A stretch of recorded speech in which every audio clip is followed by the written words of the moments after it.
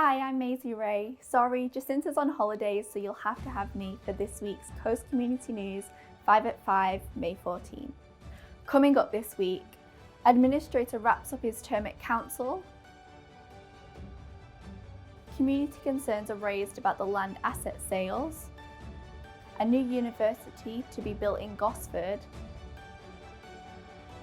An airshow is announced at Warnervale.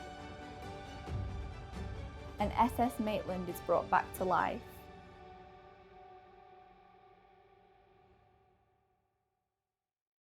After 6 months at the helm, Council Administrator Dick Persson has left the Central Coast, wrapping up with his final council meeting on Tuesday night. At the meeting, Council presented and then adopted its final audited financial statements for 2019 to 2020. The report was tabled just 2 hours before the meeting began, hardly allowing much time for anyone to properly review its findings.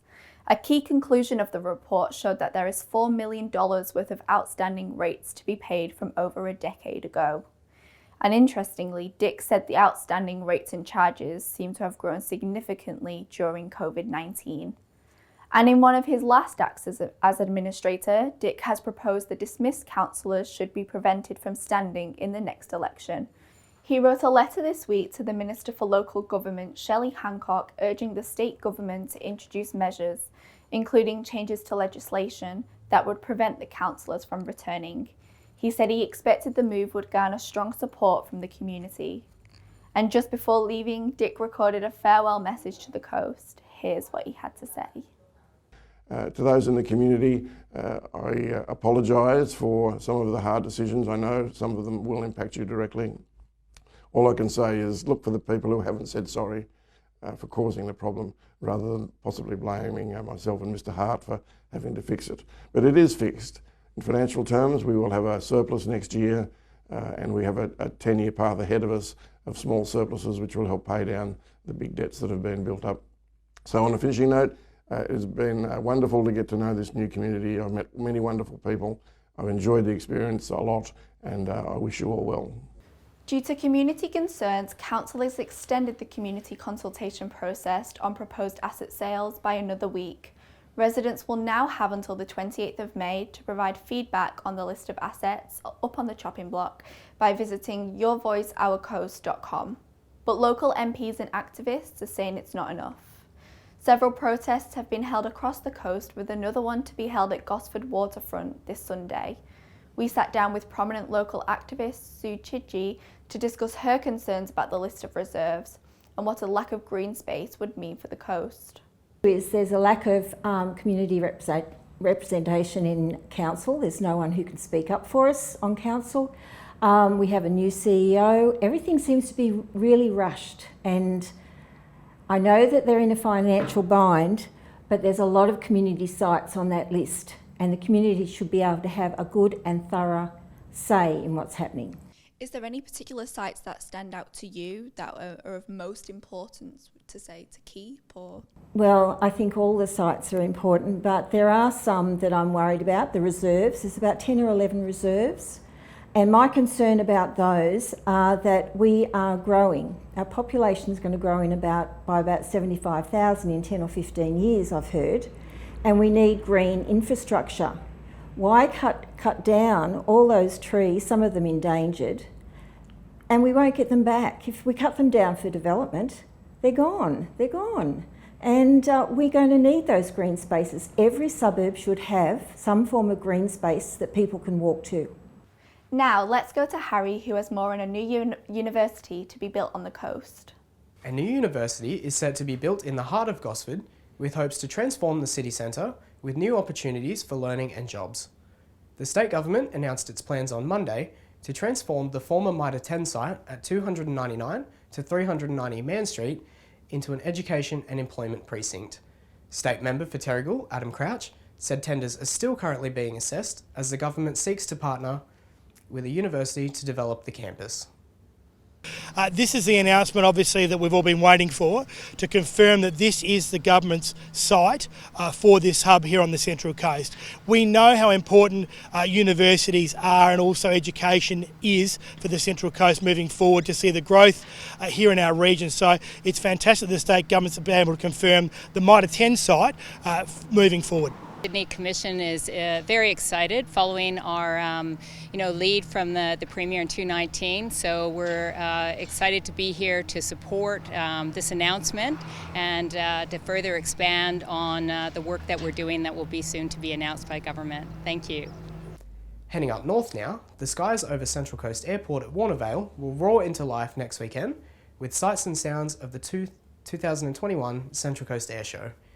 We sat down with pilot Paul Bennett and president of the Central Coast Aero Club, Andrew Smith, to get a sneak peek into what audiences can expect when the jets hit the sky. It's really good to have the Air Force involved. You know, to have an F-35 flying display will be fantastic. The Air Force roulettes, we've got Air Force helicopter, Air Force drone, Air Force balloon.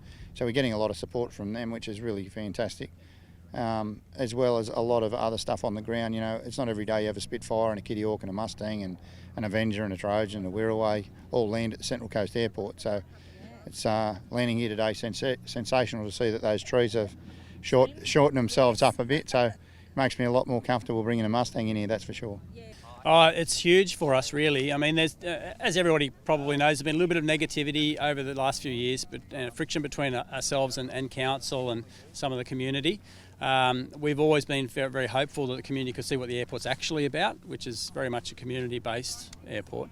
And this, now that the Administrator has cemented the future of the airport with some of the decisions we've had over the last few months, this really puts a nice sort of bookend on that and shows the community what the airport's capable of. It's a huge event, very exciting. You know, the numbers of aircraft and the types of aircraft that'll be at this air show don't happen very often in Australia, and we're lucky we've got it all supported here on the Central Coast. Now here's Sport with Hawk. Thanks, Harry. May certainly is a month of inaugural sports events. Along with the upcoming air show, last Saturday brought the first ever Metro meeting horse race, the Coast Race Day, hosted by the Entertainment Grounds and Gosford Racecourse. It featured a $1.6 million 9-race program, with the opening Granite 2-year-old handicap race won by local jockey Josh Parr, atop the horse Overpass, trained by Bjorn Baker. The big race was the Coast 1600 metre, worth $500,000, and was won by Brandenburg, jockeyed by Reagan Bayliss and trained by John Sargent.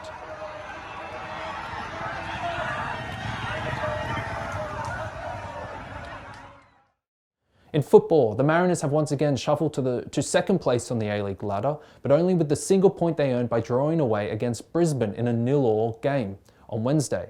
The Central Coast were able to work a number of decent shots on goal, but with the table placement between 2nd and 7th within 2 points and only 6 teams eligible for the final series, the onus was recognisably placed on defending as opposed to scoring for both teams. I thought we dominated some large parts of the game, and it was good to keep the clean sheet, though it was a draw, but yeah, we're looking forward to Newcastle now.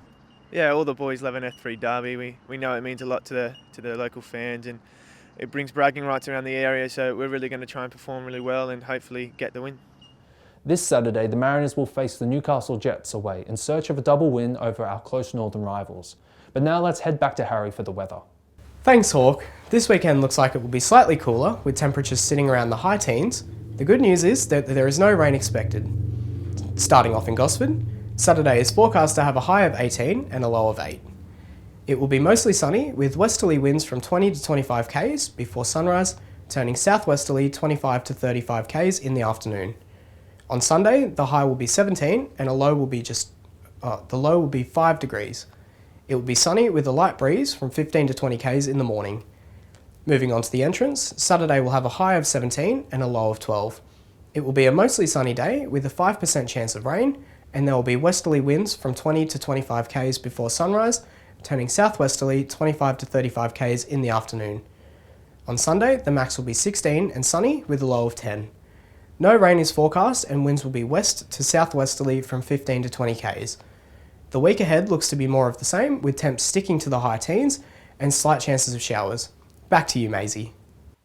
Thanks, Harry. All of these stories and thousands more can be found on our website or in this week's Coast Community News, Coast Community Chronicle and the Pelican Post. Subscribe to all of our socials and Spotify for updates during the week. And a new film about a shipwreck has been released. And no, it's not Central Coast Council, it's about the SS Maitland. We spoke to special effects makeup artist Cole Wilson and director Joshua Osborne about the film. We hope you enjoyed this week's show and we'll see you next week. It really was a love letter to the shipwreck. I was amazed that in my own backyard, I was unaware of the tragedy of the SS Maitland. 27 people or thereabouts died in our own backyard in a shipwreck, and there's still parts of that shipwreck strewn around the rocks for those to see. And I was unaware of this, and I've lived on the coast for many, many, many, many years. And when Cole told me about this project and what he wanted to do, it really became our way of using, creative measures and entertainment to be able to educate. When I got the book by Jeffrey Potter, it, all the history and all of that, and I was just inspired. It even has its own ghost stories. So it kind of, for a special effects makeup artist, it kind of is a bit of a tick in every box. I wanted a character that reflected the ghost stories, reflected the crew, the shipwreck, and the area. I will not forget her calmness and selflessness, nor the cruelty of the sea that has taken her from us.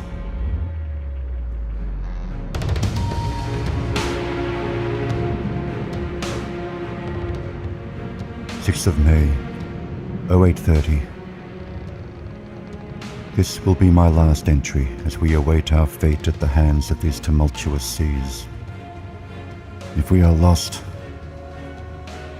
I wish that you would remember us, that you would hear our cries on each gust of wind and be reminded of the tragedy bestowed upon us this day.